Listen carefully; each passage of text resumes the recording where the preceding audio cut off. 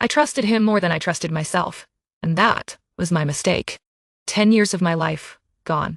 10 years of love, laughter, and tears, all invested in a relationship that was a lie. My name is Emily, and this is my story.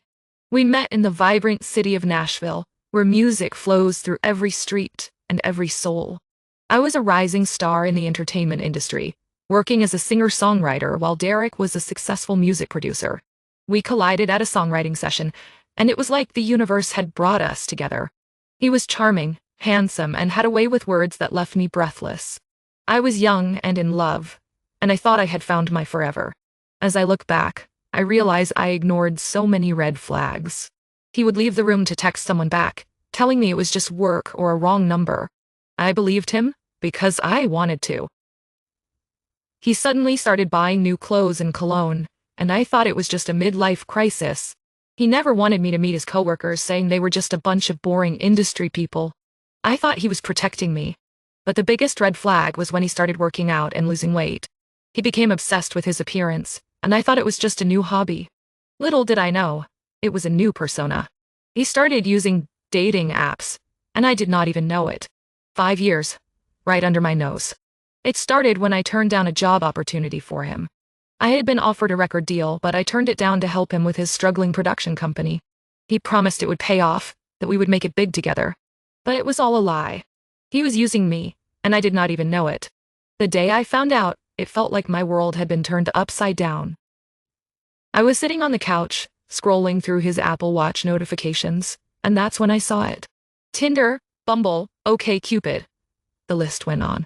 He was actively dating, and I had no idea. I felt like I had been punched in the gut. My best friend Rachel had been suspecting something was off, and I had confided in her about my doubts. She helped me gather evidence, and we found copies of keys to our house. I could not believe it. He had been bringing other women into our home. I remember feeling like I was in a daze, like I was living in a nightmare. I could not eat. I could not sleep. I felt like I was losing my mind. Rachel kept telling me to stay strong, that I deserved better. But I could not shake the feeling that I was to blame. As I dug deeper, I realized that his mother had been aware of his infidelity. She apologized to me for raising him to be a cheater. I could not believe it. His own mother knew, and she did nothing. The confrontation was explosive. I confronted him at a music venue, in front of all his industry friends. He tried to deny it, to gaslight me into thinking I was crazy. But I had proof. I had screenshots, I had the keys, and I had the Apple Watch notifications. "You lying, cheating son of a gun," I spat at him. "You've been using me for 10 years. You've been using our home, our relationship, as a front for your own selfish desires." He tried to calm me down, to tell me I was overreacting. But I was beyond reason. I was furious. "You're going to regret the day you ever crossed me," I said, my voice shaking with rage. "You're going to regret ever thinking you could get away with this." As I walked away from him, I felt a sense of power I had never felt before. I was taking back control of my life, of my heart. I was reclaiming my strength, my dignity. It's been a long journey, but I am finally free. I am finally me.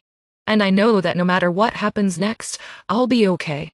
I'll always be okay, because I have learned to trust myself. I'll never forget the pain he caused me, but I will not let it define me. I'll rise above it, and I'll find love again.